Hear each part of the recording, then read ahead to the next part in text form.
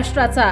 नमस्कार, मी सुद्धा संध्या लाईव्ह मध्ये आपल्या सगळ्यांचं स्वागत। जगद्गुरू संत तुकाराम महाराज पालखी सोहळा दौंड तालुक्यातील दुसरा मुक्काम वरवंडे येथील आटपून बारामती तालुक्यामध्ये आज 25 रोजी प्रवेश केलाय। यावेळी अत्यंत अवघड आणि नागमोडी वळणाचा रोटी घाट सर करत तुकोबारायांची पालखी पावसाच्या हलक्या सरी झेलत रोटी घाट ओलांडलाय। पालखी रथाला अवघड घाट सर करताना एकूण 7 बैलजोड्या लावण्यात आल्या होत्या। यावेळी अगदी आनंदात भक्तिमय वातावरणात हा पालखी सोहळा दौंडकरांनी अनुभवला आणि निरोप दिला। बारामती पालखी महामार्ग नव्याने झाला असल्याने रस्त्याच्या दुतर्फा आणि मध्यभागी अतिशय सुंदरमय झाडांची बांधणी करण्यात आल्याने वारकरी मग्न होत पायी वारी चालत होते। दौंड तालुक्यात पाटस गावामध्ये तुकोबारायांच्या पालखीचे आगमन होताच दौंड तालुक्यातील नागरिक या ठिकाणी दर्शनासाठी गर्दी करत असतात।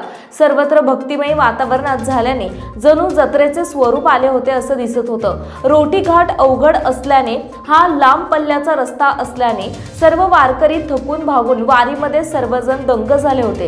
दुपारी हिंगणीगाडा, वासुदे, खराडवाडी आणि संध्याकाळी 7 वाजता उंडवडी मुक्कामी पोहोचली। ताज्या आणि महत्त्वपूर्ण बातम्या पाहण्यासाठी आजच आमच्या संध्या लाईव्ह न्यूज चॅनलला YouTube वर सबस्क्राइब करा आणि बेल आयकॉन प्रेस करा।